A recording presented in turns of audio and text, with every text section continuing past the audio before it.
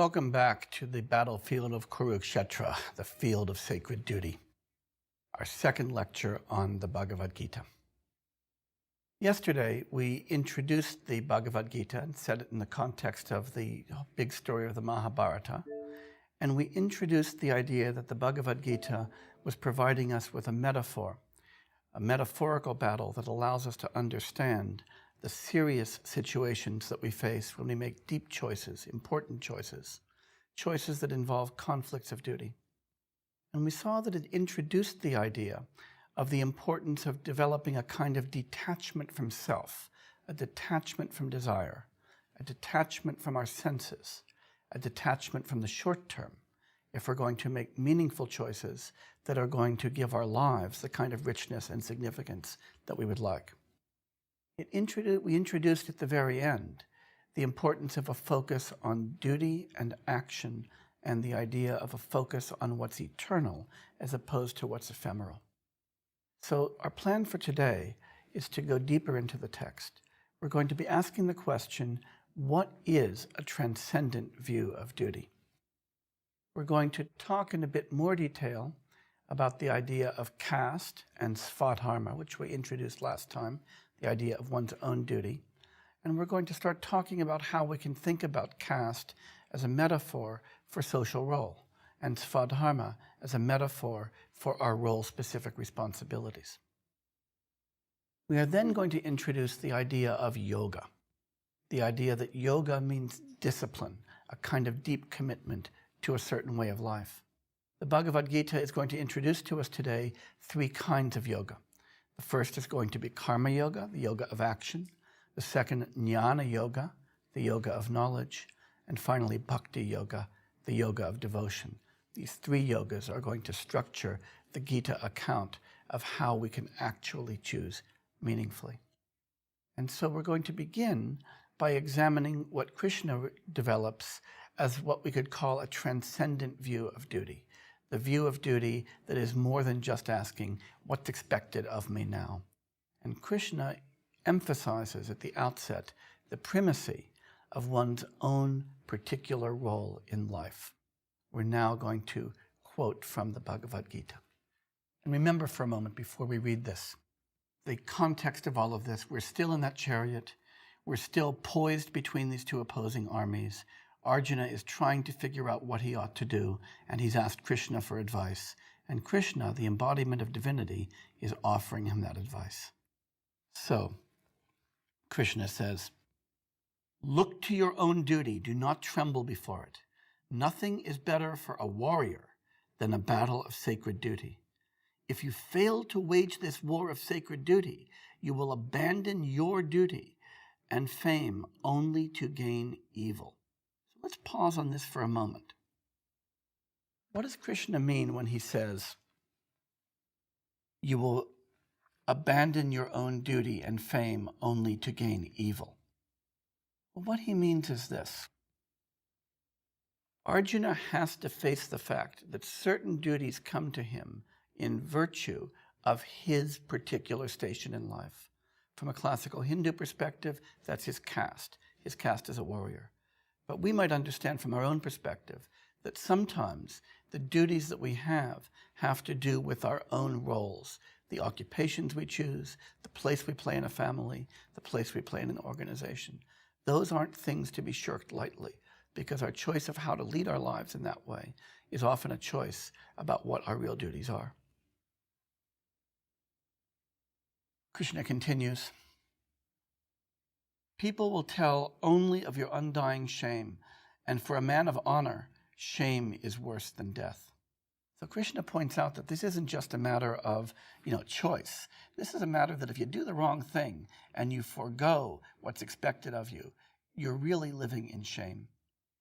Now, the next point that Krishna makes is a very deep point indeed, and one that people often miss when reading the Gita, one also that people often miss when thinking about their lives. Krishna is going to make a point now about what is within our control and what is not. There's a lot that we can't control. We can't control what other people do. We can't control what the consequences of our actions always are. We can't be sure that when we act, we're going to be successful. The one thing that we can control is our own action. And so now Krishna emphasizes that what we need to choose are actions and not worry about the consequences, about the parts over which we have no control. So Krishna writes, "Be intent on action, not the fruits of action. Avoid attraction to the fruits and attachment to inaction. Perform actions firm in discipline, relinquishing attachment, be impartial to failure and success. This equanimity is called discipline." This is really phenomenal. What is discipline now? The discipline is this relinquishing of attachment, this giving up attachment to the consequences of actions. In a metaphor that we might encounter later when we encounter Taoism and Zen, there's a Taoist saying that you can control your shooting of an arrow. What you can't control is where the arrow goes after the bow. So focus on the shooting, not on the target. Don't be attached to success. And Krishna is pointing out here that one's obligation is an obligation to act. If you remain attached to the consequences, you lose the focus on what's truly important. The second sort of detachment, though, is a really nice one, and it's a detachment from the senses. Krishna says, "Brooding about sensuous objects makes attachment to them grow. From attachment, desire arises. From desire, anger is born. From anger comes confusion. From confusion, mindfulness lapses. From broken mindfulness, understanding is lost. And from a loss of understanding, he is ruined." Now, what's the point here? The point here is that when we think about freedom and detachment, and we think about discipline, they come together in a really important way. The vision of the Gita is that we lose our freedom when we subject our action to immediate sensory stimulation, when we allow ourselves to be controlled by feelings of heat and cold, feelings of anger or desire, feelings of desire for food, feelings of aversion. If we allow ourselves to be controlled by those, the world buffets us about, and we give up our free will to the world. But if we detach ourselves from those ephemeral causes and focus on our duty, that's when we gain discipline. That's when we gain control. And so Krishna writes, "A man of inner strength whose senses experience objects without attraction and hatred," that is, we might say somebody who's cultivated that discipline, "without attraction and hatred, in self-control finds serenity." So this kind of serenity that we can achieve through this detachment requires a discipline that allows us to constrain ourselves, to focus on what's important, to eliminate our being buffeted about from the sensory stuff happening around us. Without discipline, Krishna continues, he has no understanding or inner power. Without inner power, he has no peace. And without peace, where is joy? And so Krishna argues that joy doesn't come from enjoying the ephemeral sensory stuff around us. Joy comes from shutting that out and from paying attention to what is more important, what is more transcendent. On the other hand, Krishna says, if his mind submits to the play of the senses, they drive away insight as a wind drives a ship on the water. But when he renounces all desires and acts without craving or possessiveness or individuality, he finds peace. So this is the first big detachment. And so we see freedom here as gained through discipline. The discipline that allows ourselves to shut off our connection to the immediate and the transitory. Second big idea is the idea of caste and svadharma. We might say that the idea of svadharma is the central idea of the Bhagavad Gita. It means, as I said last time in our last lecture, one's own particular duty, what one is obligated to do in virtue of who one is. Most classically in India, that's all about caste. Caste determines what job you have, caste determines how you should behave, how you should conduct yourself, and so forth. And Arjuna is a Kshatriya, member of the warrior caste. So his svadharma is to fight. And this structures the story. But we have to note that svadharma isn't the only kind of dharma, the only kind of duty that is in play here. Arjuna, for instance, like all of us, has a more general dharma, a more general duty. His duty as a family member, as a citizen, as somebody who should do good, and that also structures the story. Now, we could lose all of this by being very literal and tying all of this to a matter of caste in classical India. To do that, though, is to lose the fact that the Bhagavad Gita is a great text, what Gadamer called an eminent text. And eminent texts are texts which live through the ages and get read again and again, even outside of their cultural contexts. They deserve a modern read. They deserve to be read in terms of what they can offer us. And the Gita does more than almost any other. We indeed each, as I emphasized last time, have our own svadharmas. We have them in virtue of the jobs we occupy, the vows we take, the promises we make to each other, our social roles, and so forth. And we also have general dharmas, general duties that we have just in virtue of being human beings or being citizens of our countries. And sometimes we find these in conflict. Our hardest choices in life are when duties conflict. The Gita is about the conflict between our particular duties and our more general duties, and about how to make our lives meaningful by understanding what our duties are and when to pay attention to our particular duty as opposed to our general duty. Now, why does yoga matter in all of this, and why do we care about it? First of all, let's talk for a moment about the word yoga, just as we talked about the word svadharma. The word yoga means originally yoke, the kind of thing that oxen wear when they're pulling carts. So yoke, in this sense, means a kind of discipline. So the word yoga, in its original sense, doesn't mean doing postures on the floor. It means a discipline. Hatha yoga, the bodily yoga that people practice a lot in the United States, is one kind of discipline, but far from the only kind. And in particular, the kind of discipline that we intend by yoga is the discipline that permits us to accomplish things. And we're certainly familiar in our ordinary lives with discipline being the kind of thing that allows us to accomplish. Anybody who has practiced a musical instrument knows that yoking yourself to that instrument for practice sessions, disciplining yourself, enables you to become a good musician.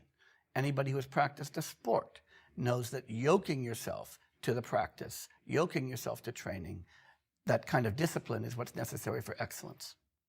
In this case, Krishna is emphasizing to Arjuna, when we talk about the yoga of action, that discipline involves restraining ourselves from desires. Because the idea in the Gita is that desire is caused in us from the outside, through contact with sensory objects. I see the chocolates in the window and I want them. I see the nice car and I want it. I see the advertisement and it causes me to desire things. So desire is something on this view that happens to us, not something that we do. And the way that we free ourselves from those external influences so that we can act on our own is to discipline ourselves as the key to freedom, as the key to attaining the freedom from being driven by transitory impulses that come onto us from outside.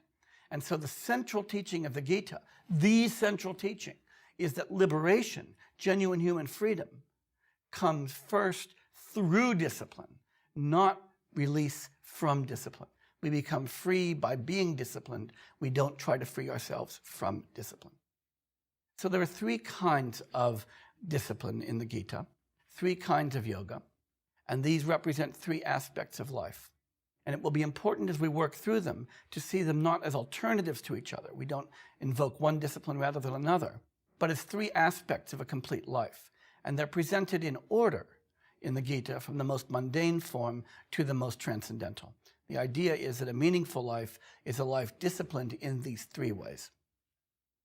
The first is karma yoga, the yoga of action. The word karma, by the way, means action originally. It can mean the consequences of action as well, but it means action. So karma yoga is the yoga of action. The second is jnana yoga, the discipline of knowledge. The word jnana is in fact the Sanskrit root of the English word to know, knowledge. And finally, the third discipline is the discipline called bhakti yoga, the discipline of devotion. We're going to begin, just as the Gita does, with karma yoga, the discipline of action. Arjuna begins this discussion by asking a fairly obvious question. Why should we even be worried about mundane action, especially when it looks really terrible? I mean, why is Krishna telling him to act? Why not just forget about that? Why not keep your eye on the transcendent? Arjuna asks, if you think understanding is more powerful than action, why, Krishna, do you urge me to this horrific act? I mean, after all, if knowledge is what's important, why in the world should Krishna be worried so much about this action? Now, Krishna immediately reminds Arjuna that there's a reason for that. We live in a world, and it's a world where we cannot forbear from acting, a world where action is essential. Krishna says, earlier I taught the twofold basis of good in this world. For philosophers, discipline, knowledge. For men of discipline, action. That action is part of the twofold basis. Krishna says, a man cannot escape the force of action by abstaining from actions. He doesn't obtain success just by renunciation. No one exists for an instant without performing action. However unwilling, every being is forced to act by the qualities of nature. This is a very nice insight. We might think that in times like this, our choices are between action and inaction, that Arjuna's choice is either to fight or just not to fight. But Krishna is making it clear that our choices in life are always choices between actions. There's no such thing as not acting. For Arjuna not to fight is for Arjuna to act, just to act in a different way, to act by putting his weapons down as opposed to using them. So inaction is never a choice. The only question is how to act wisely. And now Krishna tells Arjuna. He says, when his senses are controlled, but he keeps recalling sense objects to mind, he's a self-deluded hypocrite. That is, we should not be thinking, even in action, about immediate transitory things. Krishna continues, when he controls his senses with his mind and engages in discipline of action with his faculties of action, detachment sets him apart. So the point here is that action is always necessary. We can never escape it, but you have to act in the right way. And one way of understanding this is to think of actions, as the Gita does, as a sacrifice, as a ritual. That is, whenever we act by taking seriously our obligations to the world and think of our actions as something we do in virtue of those obligations, that we do for the world, and to choose in that way, as opposed to grabbing the chocolate because we just happen to see it. And so Krishna says to Arjuna, perform necessary action. It's more powerful than inaction. Without action, you even fail to sustain your body. After all, Krishna is pointing out, you have to even eat. That requires action. He continues, action imprisons the world unless it's done as a sacrifice. Freed from attachment, Arjuna, perform action as a sacrifice. So let's sum up this discussion of karma yoga. First thing the Gita is pointing out is inaction is no option. Inaction itself is a kind of action.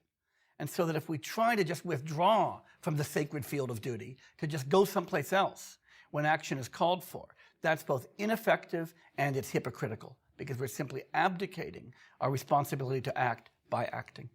But if action is to be meaningful, it has to be done as a sacrifice, motivated by higher goals and duties, not motivated by immediate results, done for its own sake. That's the central idea of the discipline of action. Second form of discipline is jnana yoga, the discipline of knowledge. Because action is one form of yoga, one form of discipline. But it's not enough. It's not enough to generate a fully meaningful life. Because if we only focus on our actions, what we end up with is an unreflective life, a one-dimensional life, a life that's not informed by careful thought about what we're doing. And so, if action is to be truly effective and to be truly meaningful, it has to be supplemented by knowledge, because it's that knowledge that allows us to act properly and to act in a way that is deeply motivated and deeply valuable. So one way to put this is that there's a deep relation between understanding and action. Action without understanding is shallow. It's knowledge that deepens and enriches our actions. But knowledge without action is kind of pointless. So let's hear what the Gita says about this. Again, in Krishna's words, Krishna says to Arjuna, a man who sees inaction in action and action in inaction has understanding among men. disciplined in all action he performs. The wise say a man is learned when his plans lack constructs of desire, when his actions are burned by the fire of knowledge. Now, there's a lot of metaphor here. The point, though, is that the point of action is to deepen our understanding of the world, to give us the kind of insight that allows us to continue to behave meaningfully. Knowledge is what allows that deep insight and allows us to transcend the world in which we ordinarily act. It allows us to enjoy contemplation. To be able to contemplate and to understand the world is something that requires a foundation in action, but a foundation in knowledge as well. And so to continue the metaphor, the Gita says, again, we have Krishna's voice speaking, just as a flaming fire reduces wood to ashes, Arjuna, so the fire of knowledge reduces all actions to ashes. A man of faith, intent only upon this knowledge, his senses well restrained, will obtain it, and once he has obtained it, he soon reaches supreme peace. Is that if what you want is a liberation from being buffeted about, the ability to understand and to contemplate the world and to live at the world in peace and not effortfully, the way to do that is to gain deep understanding. That's what allows everything else to kind of shrink in significance and to allow us to understand the big picture. And so action that's guided by knowledge, unlike action that's guided by desire, unlike my unreflectively reaching for the chocolates or responding to the advertisement, action that's guided by knowledge and reflection, Krishna points out to Arjuna, is not binding. It doesn't bind us and enslave us, but it liberates us. And this is the way that discipline is liberative. So again, we have Krishna's voice speaking to Arjuna. Arjuna, actions do not bind the man who renounces his actions through yoga, who severs doubt by means of knowledge, and who is in full possession of himself.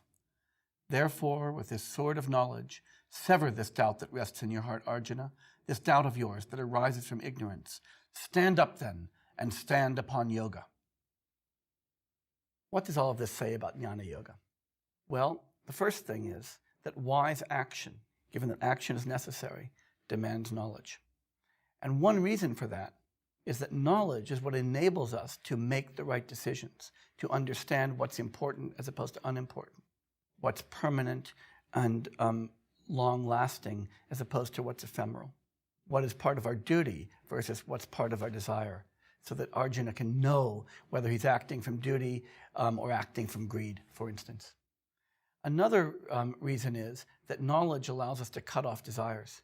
And as we've seen for the Gita, desire is always binding. It causes us to act because of forces outside of our control. And for this reason, to be liberated, one needs free actions, actions grounded in knowledge and the discipline of knowledge. That's two of our yogas so far. We've talked about karma yoga and jnana yoga, the yoga of action and the yoga of knowledge. Now we turn to the third yoga, bhakti yoga, or the yoga of devotion. So what is the meaning of devotion in this sense, in the context of the Bhagavad Gita? The meaning of devotion in this sense is a surrendering of our own goals to the order of the cosmos. That's a big idea. But the idea is very much this. When we think about devotion, it doesn't mean saying lots of prayers, lighting lots of candles, engaging in lots of prostrations, or anything like that. Because the fundamental object of devotion here is the cosmos as a whole, the context in which our lives are led. And so the idea of devotion is taking my own ends, my desire for the chocolate, my desire for the new car, my desire to teach the class I've always wanted to teach, and to ask myself instead, what's my role in the cosmos as a whole? How can I align my goals with the goals of all of those around me and what's happening? And so to surrender my own egocentric desires and to align my wishes with the desires of the greater whole is what's meant by devotion here. Now, devotion then requires a special kind of mindfulness. The mindfulness that devotion requires is a mindfulness of one's own place in the world and of a relationship to the whole. This idea of mindfulness is really important. It requires that from moment to moment, I ask myself, as Arjuna asked himself, am I acting from greed or am I acting from duty? It asks us, is this particular thing that I'm about to do egocentrically motivated or is it altruistically motivated? Am I acting in conflict with others or in harmony with others? And this notion of devotion then requires mindfulness. The mindfulness requires knowledge. And that's why the yoga of knowledge is the foundation of the yoga of devotion. Let's hear the Gita now. We're way up in chapter 8, talking about devotion. Again, the voice is Krishna's voice. Krishna writes, "One should close down all of the doors of the body and keep one's mind within one's heart. One should establish one's breath within the head and remain fixed in yogic concentration. For a man who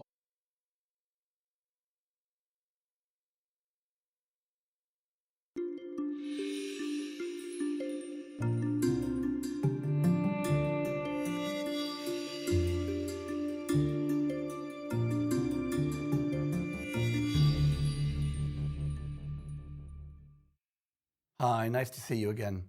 In this lecture, we will be completing our discussion of the Bhagavad Gita. I'd like to begin with a brief review of what we've covered in the last two lectures.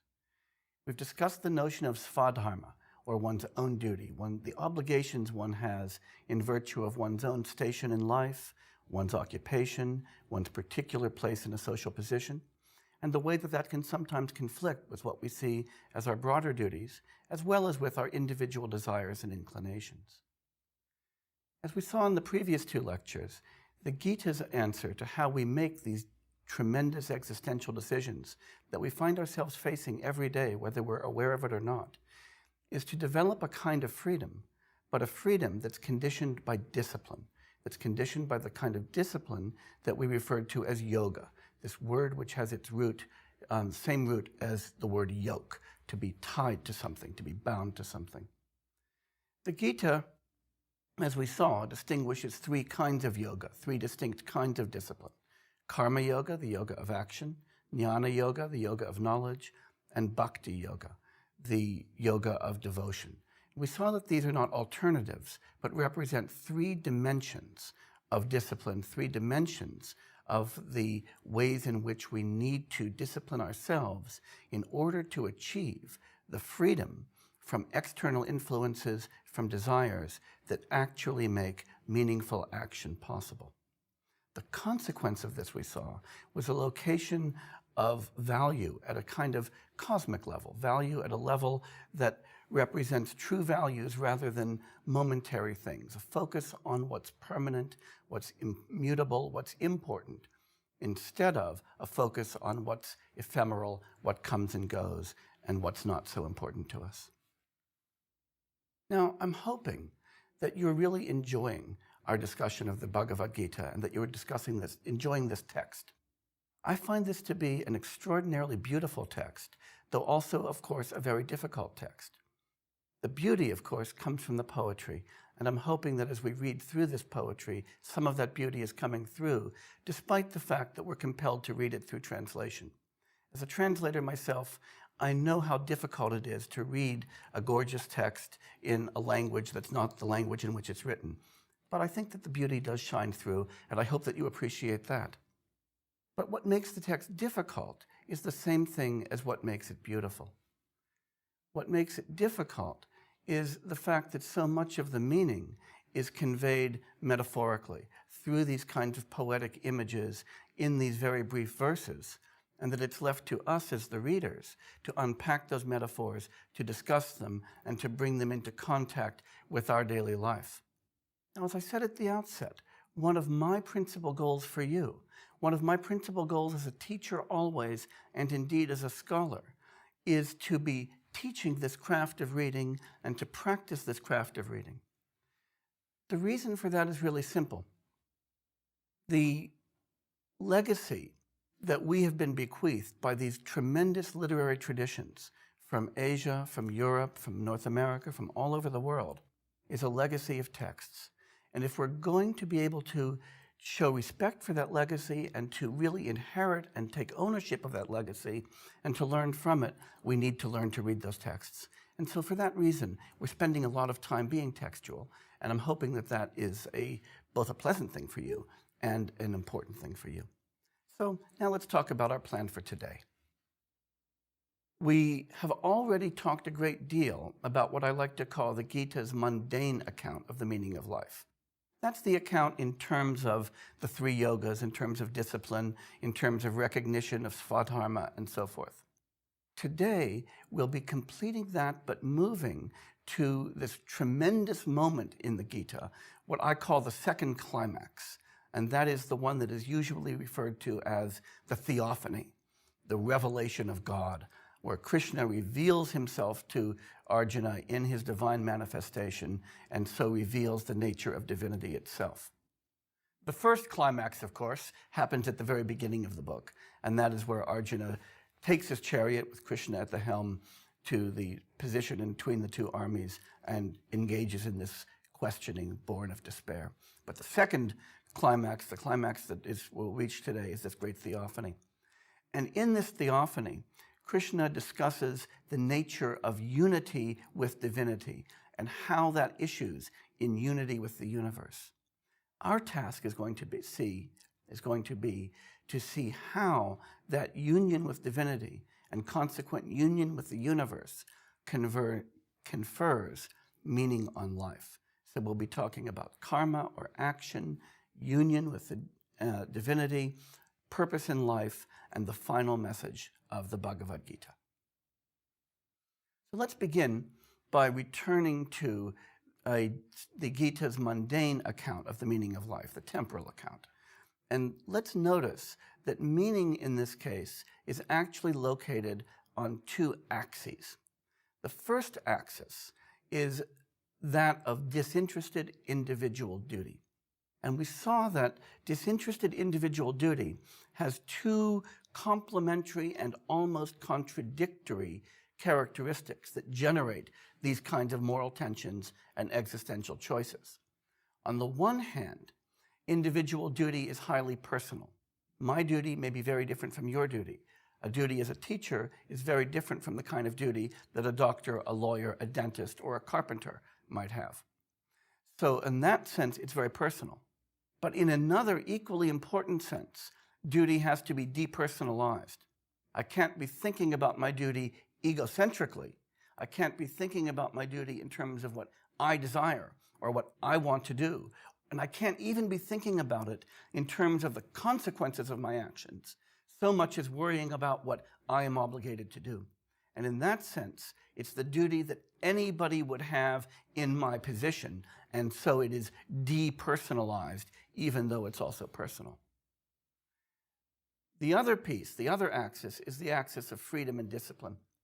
And that is a complex axis, we've seen, because while the Gita is urging us to attain an important kind of freedom that allows us to make meaningful choices, that's not the freedom of arbitrariness, of doing whatever we want, of following our desires. In fact, it's a freedom from desire, because on the model of the Gita, desire also always is heteronymous. It always involves us being driven by factors that come from outside of us, by things that we want or things that we don't want that repel us. So true freedom is a freedom to put all of that aside, to set aside our desires, and to act according to our better selves. A freedom to act instead of a freedom to do whatever we want. This freedom we've seen is secured by this triple discipline, the discipline of karma yoga, jnana yoga, and bhakti yoga, the yoga of action, the yoga of knowledge, the yoga of devotion. This gives rise to disinterested action, guided by reflective knowledge, and reflective knowledge that locates our value in devotion at what's relevant about our own action and our own thought for the world as a whole, not just for us as individuals. That's the mundane account of meaning of life, the mundane account of enlightened action. Now we turn to the transcendent account, the great theophany. As I said, the theophany is usually considered the great second climax of the Bhagavad Gita.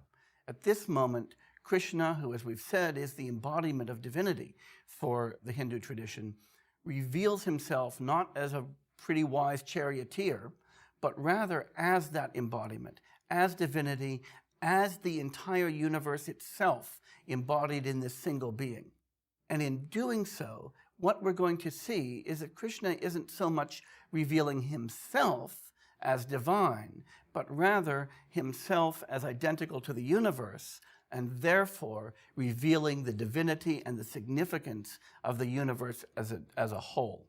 And so what this is going to do is to allow us to ground an account of how we can connect our individual action as human beings to the cosmos as a whole, and hence to divinity, and hence to give this transcendent meaning to each action we perform, to each thought we think, to each word we speak. So let's begin by explaining how Krishna manifests this idea that the entire universe is divine. Before we look at the text itself, I want to talk a bit about how we might want to read it. Because as I said earlier, we're entering maybe the most metaphorical part of the text that requires of us the most interpretative work in order to make these very distant Indian metaphors make sense for us. There are two ways that the divinity of the universe can be taken that can be very useful to us. One way that many people take this is to say that when Krishna reveals himself as the universe, he's revealing that there's a hidden spiritual dimension to the universe, that beyond the ordinary day-to-day things we see, tables and chairs and cows and pigs and cars and trucks and dogs and chickens, beyond all that ordinary stuff, hidden behind it, there's a spiritual reality that's accessible to us if only we discipline ourselves through the three disciplines of the Gita. That's one way to understand it. And that's useful, but I honestly don't think it's the deepest way. The deepest way to understand this is to recognize that what Krishna is doing in manifesting the identity of divinity with the universe is to point out that the universe itself is already infused with a kind of spirituality and significance without looking any further. And let me explain what I mean by that. I think this is in a large measure the deepest message of the Gita if we take it seriously. We often think that we live in this kind of mundane workaday world, which by itself is kind of trashy, meaningless, ephemeral, and so forth, but that somehow beyond it, if only we were wise enough, if only we were deep enough, if only we were good enough, we'd see a kind of luminous spirituality that is somehow hidden from most of us.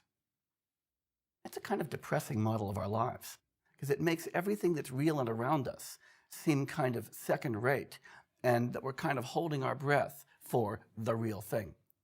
One way of understanding what the Gita is saying in the second dimension is to say that the universe itself is already infused with meaning and spirituality. We only have to see it for what it is, to see it as right. And then we can understand why our own being, our own action, our own concerns are already significant, that we don't need to look beyond for the significance. So now let's turn to the text itself. It's absolutely lovely today. So we're now in chapter 9, and Krishna is revealing himself to Arjuna in all of his majesty. And you've got to kind of imagine this as kind of kaleidoscopic and psychedelic, lots of color, lots of sound, this overwhelming, majestic revelation. And so Krishna says in the midst of all of this, I am woven into all this world, yet my form remains unmanifest. All beings find their support in me, whereas I do not depend on them at all. I am the way and the support, the Lord and the witness.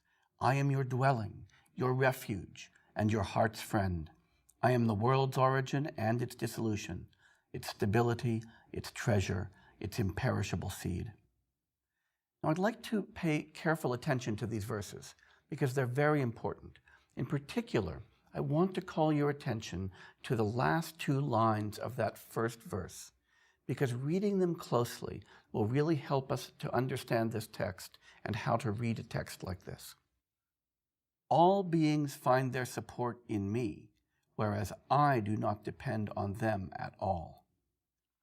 Because it's pointing out that on this view, everything in the universe, all creatures, us, the chickens, the birds, the worms, but also you can think the cars, the trucks, everything that exists in the context of this massive cosmic whole.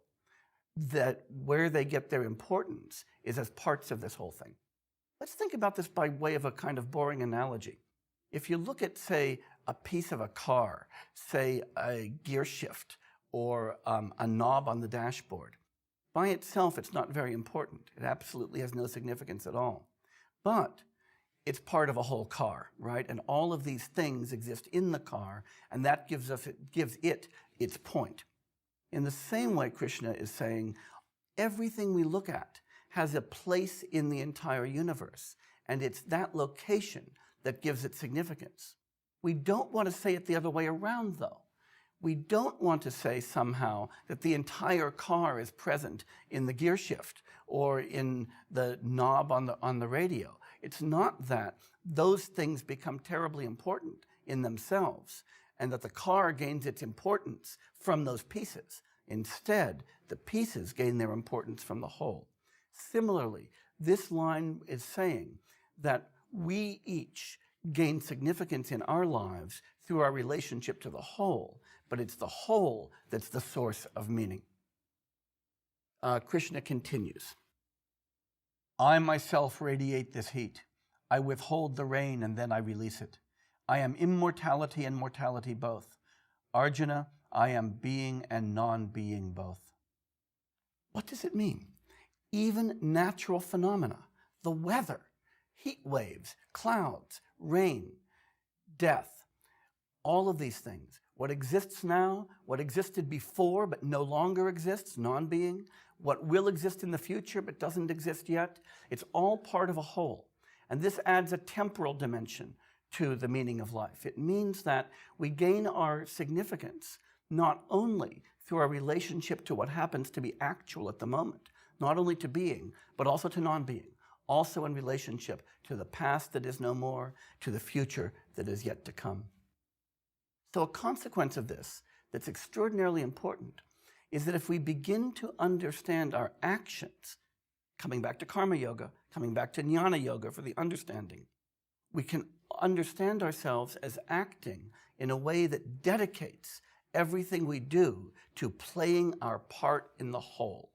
And that is the notion of bhakti yoga, or devotion. So that whole mundane account of the meaning of life is getting its grounding in this transcendental account of the meaning of life, because by understanding that each of our lives has its place in this cosmic whole, we understand why each of those lives has significance. Now, the Gita makes this point more explicit in the next verse I'd like to read, which is verse 27. Whatever you do, whatever you eat, whatever offering you make, whatever you give, whatever austerity you perform, Arjuna, do it all as an offering to me. If we take this very literally, we end up with this kind of strange theism where we're each supposed to be believing that Krishna is our God and performing these ritual actions. That's not what the Gita is about at all. At least it's not how we want to understand it if we want to learn anything about our present life from it. Rather, it's a suggestion that whenever we act, whenever we think, whatever we do, we want to do in consciousness of our role in the larger wholes of which we are parts. Family wholes, corporate wholes, urban wholes, national wholes, universal wholes. Those are the wholes that give our lives significance. And only by thinking of each action in relation to those can we make our lives more than minor temporary distractions in the history of the universe. Now, at this moment, we get the theophany itself, this fabulous poetic representation of what the realization of divinity actually is like. So Krishna now says, Arjuna, look at the forms that I take, hundreds of them and thousands of them, so many divine forms, so many colors and so many shapes. Look at them all, gods of heaven, gods of light, terrifying gods, the celestial twins and the storm gods. Look at these wonders, Arjuna, so many never seen before. And then Sanjaya interjects, because remember, he's relating all of this to King Dhritarashtra. O my king, thus he spoke, Krishna, the great lord of yoga, who is also Vishnu, and thus he unveiled to Arjuna his supreme majestic form. Krishna in this form was a great wonder to see. His divinity was an endless profession of wonders. There Arjuna saw the entire world, the whole world in all of its infinite manifestations, drawn together as one in the body of the God of gods.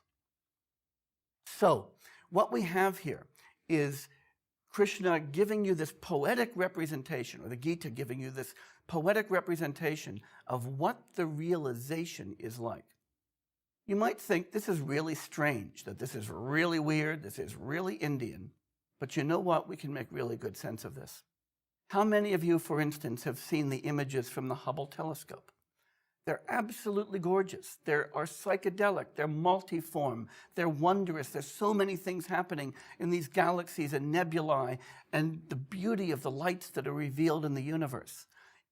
How many of you have seen even a very close-up picture of a beautiful flower or an insect, and you see all of the detail that's there? How many of you have considered the complex web of interdependence between human beings on the planet? It's incredibly rich, it's incredibly beautiful. Even the economy, even when it crashes, is revealed in this kind of beauty of interconnectedness and complexity. What the Gita is doing is asking us to pay attention to that scale, to pay attention to this vast interconnected unity, to pay attention to the cosmos as a unified whole, where each phenomenon is interdependent, where each phenomenon has its own kind of beauty, and where each phenomenon has an identity that in a certain way transcends our own individuality, but also its individual context. Its identity, its beauty, and its significance is all gained in the context of this vast whole of which each piece is a part. Our lives, the lives whose meaning we're concerned with in this particular course, are each parts of this very vast cosmic order. And as the Gita emphasizes, that order far exceeds our comprehension. It's too vast and splendid for any of us to imagine and for any of us to see as a whole.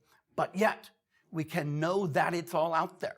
We can know that we are part of such a vast, beautiful, complex, interdependent whole. And that information alone, that insight alone, but more than that insight, that experience, should lead us to see that in acting significantly, we act in that recognition. We act as components of that greater whole. There's a nice line from a recent Indigo Girls song about Virginia Woolf that goes, each life has its place. And I think that's a lovely way to think about what the Gita is telling us here. Even though the cosmos is vast, each life has its place. And that place is something that we need to recognize by recognizing our svadharma, by recognizing our connection to a larger whole, and by recognizing that whatever is significant about our lives derives from that place in the larger whole. Now, each of us is actually familiar with this kind of insight in a lot of different ways, though it often eludes us, I think, moment to moment. So suppose, for instance, that you are an officer in a large company, or in a military organization, or in a government agency, or even a member of a sports team. You know that in order for your actions to be useful, in order for your contribution to make sense, in order for you to advance the goals of the whole of which you're a part, and not just to be getting in the way, you need to be aware of the role that you play. And it's important that in doing that, you don't try to play somebody else's role, that you become aware of your, as we put it in Sanskrit, svadharma, your own duty. But that you also, as we've said earlier, depersonalize it. That you take care to perform the actions you ought to perform, letting go of the consequences. As the Gita said early in the text, focus on the action, but detach yourself from the consequences. The consequences you can't control. What other people in the organization do with what you've done, you can't control. What happens to the organization as a whole, you can't control. But you know that you can be a good team player and that you can contribute. And that's what makes your participation meaningful. The Gita is making exactly that kind of point with regard to our role in the cosmos as a whole. We are members of a really big team, a really big organization. It's the only organization that matters. The totality is all that matters. And anything that matters within it matters only because of its place in that grander whole. And so, if we care about our own lives and their being meaningful, we need to focus on where we fit in. Returning to the text itself in the Theophany, Krishna says, I am time, the agent of the world's destruction, now grown old and set in motion to destroy the worlds. That, by the way, is one of my favorite lines in the entire text. Even without you, and of course Krishna is addressing Arjuna here, all of these warriors arrayed in opposing battle formation will cease to exist. Remember where we are. We're still on the battlefield. We're still in Kurukshetra. We are still on the field of sacred duty. This whole discourse that we've been talking about over these last few lectures is all an answer to this deep question, what should I do? Should I fight? That's Arjuna's question. And now Krishna is bringing that back to the context of decision. I'm time grown old, he says. The whole universe is kind of extended in time and in history. You're paying attention, Arjuna, to these particular warriors arrayed in these hostile ranks, the ones that you're worried about. But whole planets are going to disappear. Think about this for a moment. Our own Earth will indeed cease to exist. I hope this isn't news to you. The sun will burn out. The Earth will grow cold. It'll all be gone. That's the context that we live in. Our task is to find meaning in our lives in that global context. So Krishna is saying to Arjuna, you're paying attention to something very local, to the lives of these beings who are going to be measured in decades. Pay attention to the fact that the life of which you're a part, the life of your culture is measured in centuries. The life of our world is measured in millennia. And the life of our universe is measured in billions of years. I'm time grown old. So if you're really trying to think about the meaning of your life, look at the big picture. You're in a battle now. Putting your bow down won't stop the battle. It won't make these people live forever. It won't bring about justice. It won't bring about injustice. Think about the action that's required of you in this particular circumstance, and think about it in this large context. The whole Gita is devoted to this dialectic, this particular circumstance, your Svadharma, and this grand context in which your circumstance figures. So in the Theophany, the Gita represents the universe as this vast organic unity. The beauty of that is that that unity is represented itself as divine, not as something that stands between us and the divine. This isn't a vision of a transcendent God and an immanent universe, of a universe that itself is meaningless, but gains its meaning from something beyond it. Remember when we talked about the notion of meaning? We're always talking about the reference of something local to something beyond. You might have thought that that reference would be achieved in the Gita by the reference of an immanent universe to a transcendent deity. But we've seen that's not what happens. Instead, what we're looking at is the reference of an individual life in an individual context to a universe which is already divine, already transcendent, already a locus of meaning. And the reference comes from context. And this means that even though we might not recognize this, and in bad faith we might deny it, our lives are already divine. This is the sense in which the Gita and in which Hindu views in general say that human beings are already a part of the divinity. And we recognize that meaning, the meaning of our lives, when we recognize that fact. Because the meaning of our lives is given in this divine context, that meaning emerges from that identity. And that's why we can say that what the Gita offers us is a vision of a kind of union with the Godhead, a union with divinity through a union with the universe.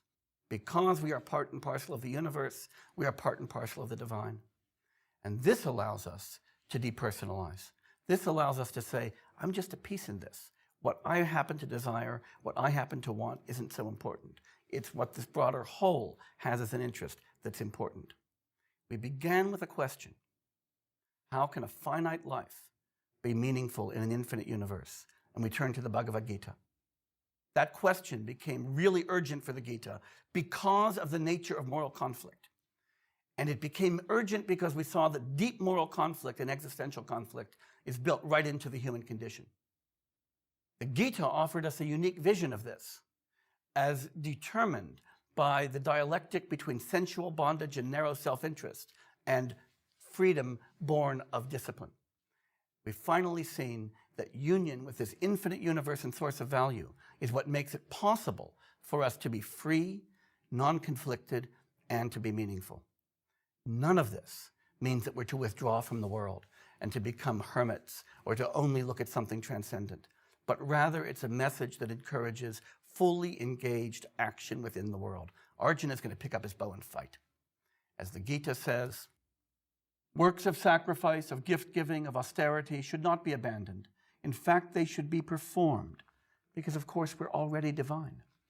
Sacrifice, gift-giving, austerity, these things purify men of insight. But while such actions should be performed, one should abandon attachment to them as well as their fruit. Arjuna, this is my final judgment on this. So this engagement, the engagement with the world that the Gita is urging, is an engagement with the world that's detached from ego involvement, and that's why it is so globally meaningful.